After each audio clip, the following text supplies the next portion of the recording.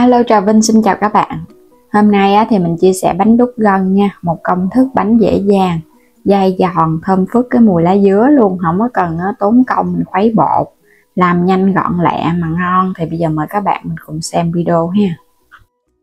Đầu tiên là cái lớp bột màu trắng mình dùng 150g bột năng. Bên đây là 50g bột gạo nha, khoảng 1/3 chén. 400ml nước cốt dừa, nước cốt béo béo cho cái lớp trắng của mình nó đậm. 1 muỗng canh đường, nửa muỗng cà phê muối.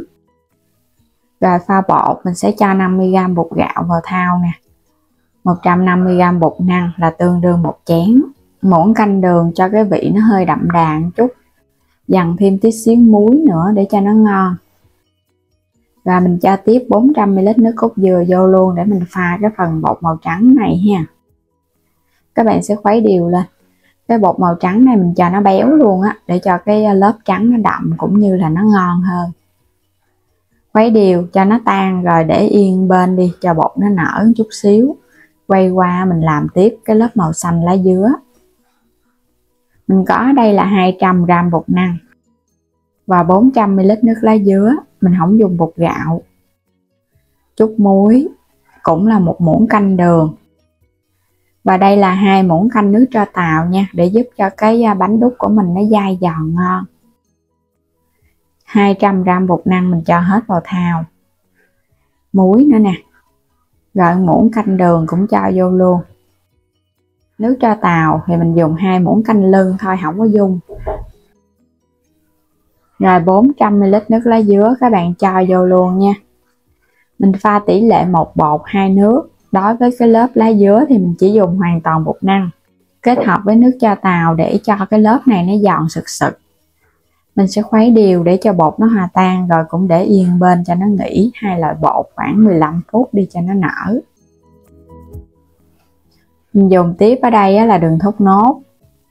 Hai loại này là mình dùng 300g gồm đường thốt nốt và đường cát. Khoảng chén nước cốt dừa. Chút xíu muối nữa nè. Đường thì đầu tiên các bạn sẽ xắt ra nhỏ nhỏ ha, để chút mình nấu cho nó nhanh tan. Xắt càng nhuyễn thì nấu nó càng nhanh tan. Đường thốt nốt sẽ giúp cho cái nước đường của mình nó thơm và nó có màu đẹp. Cái khuôn ở đây là khuôn 18, quét sơn lớp dầu hấp nóng khuôn. 1 muỗng canh dầu ăn vào trong cái lớp lá dứa, còn cái lớp cốt dừa thì không cần. Khuấy đều hai lớp bột này lại. Bắt đầu mình đi đổ bánh luôn. Cái khuôn cũng nóng và nước cũng sôi rồi nè. Mình sẽ cho một lớp thật là mỏng lá dứa ở dưới. Một lớp đó là các bạn hấp khoảng 2 đến 3 phút là nó đặc Nó vừa đặc là mình mở nắp ra khoảng 2 đến 3 phút tùy theo lửa lớn hay nhỏ nữa. Một lớp màu trắng nước cốt dừa lên. Làm kiểu này là bánh nó giòn sực sực luôn Nó ngon hơn so với các bạn khuấy bột mà không có cần cực nữa. Cứ một lớp màu xanh, lớp màu trắng xen kẽ nhau, một lớp thật là mỏng nha, để cho bánh nó giòn và nó nhanh đặc. Mình cũng có thể pha sơn thủy vô nè. Lớp trắng, lớp xanh để chút nữa mình cắt ra để tạo gân cho bánh. Cứ một lớp mình hấp khoảng 2 đến 3 phút. Cứ xen kẽ vậy đó. Làm vậy thì nó hơi cực một chút nhưng mà hấp nhanh lắm. Các bạn hấp chút xíu nó lên hơi cái là cái lớp nó đặc lại rồi.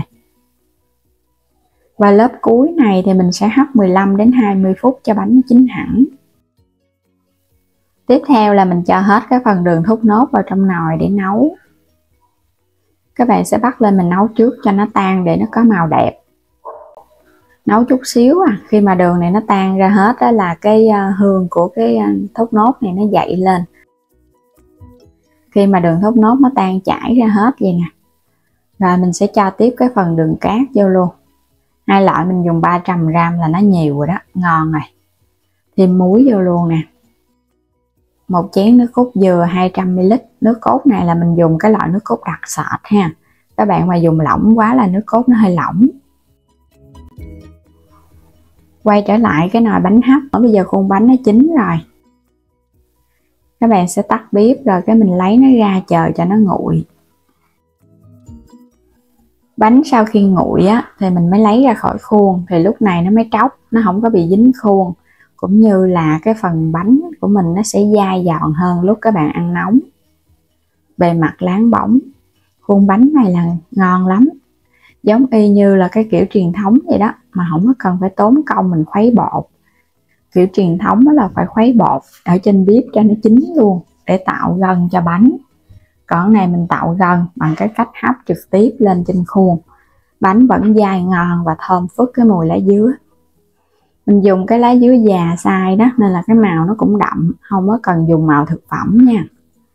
Bánh dai đầu tiên là nó thơm phức cắt ra nó có cái độ giòn cứng tay luôn. Nếu mà các bạn làm cái khuôn bánh ra mình thấy nó nặng và nó dai thì khuôn bánh của mình ăn nó mới ngon. Nó có dầu ở trong cái phần bánh cũng như là cái nước cốt dừa ở trong bánh, nên là bánh của mình nó cũng không có dính. Cắt mà không có cái miếng cắt này thì các bạn thoa dầu vào trong cây dao để cắt nó không có dính nha. Mình sẽ xắt ra những cái miếng nhỏ nhỏ vừa ăn. Bánh đúc gân lá dứa với cách làm nhanh cấp tốc, tiện lợi và gọn gàng. Chỉ có 2 loại màu để tạo gân cho bánh mà ra một cái khuôn bánh rất là ngon luôn ha. Khuôn bánh này cũng nhiều lắm á. Kết hợp với nước đường thốt nốt và nước cốt dừa nữa. 2 loại này mình cho chung vô, chấm ăn nó có độ béo và độ ngọt thơm nữa, không có cần phải để nước cốt dừa riêng. Khuôn bánh vừa ngon mà vừa dễ làm, nhìn cái màu thôi là đã bắt mắt rồi ha. Các bạn thấy cái gân nó xen kẽ bên trong mà, giống như là cái cách làm bánh da lợn. Làm vậy nhanh lắm các bạn, mình hấp chút xíu nó đặc cái mình cho tiếp lớp kế Cái gân này có thể tách lớp luôn, mình mở ra từng lớp được dễ dàng luôn, mà bên trong nó lại giòn nữa. Khi ăn các bạn có thể chấm trực tiếp vào trong cái nước đường này, mình chấm vô cho nó ngập, ăn nó mới thấm ngon. Ở trong bột là đã có cái độ béo và cũng có cái vị ngọt chút chút rồi, nên là chấm vô nữa là mình thấy ăn nó ngon ha. Nó đậm đà, giòn giòn sực sực luôn, không hề bị mềm, dai giòn sực sực. Bánh này các bạn làm sẵn mình ăn 2 ngày vẫn ngon luôn. Mình làm sẵn hôm nay cứ để yên trong khuôn, khi nào ăn thì hãy lấy ra khỏi khuôn và cắt bánh, thì bánh của mình nó sẽ ngon hơn. Có thể là mình cho vào trong chén rồi cái chan thêm nước đường lên ăn, hoặc là mình chấm, kiểu nào ăn cũng ngon. Một món bánh dân dã chỉ với 2 loại bột mà ăn ngon, không cầu kỳ gì hết á. Cái nước đường này mình làm nó béo mà nó thơm thốt nốt nữa. Các bạn phải pha thêm đường cát thì cái độ sọt ở trong nước cốt nó mới nhiều.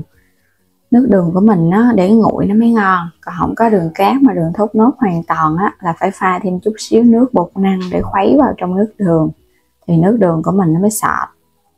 Và bây giờ cảm ơn các bạn đã theo dõi hết video của mình ha. Nếu chưa đăng ký thì vui lòng đăng ký kênh ủng hộ mình, và bấm vào góc trái video hoặc phần mô tả video lựa chọn sản phẩm mua thêm ủng hộ mình với ha. Bây giờ xin chào tạm biệt, hẹn gặp lại các bạn ở những video tiếp theo.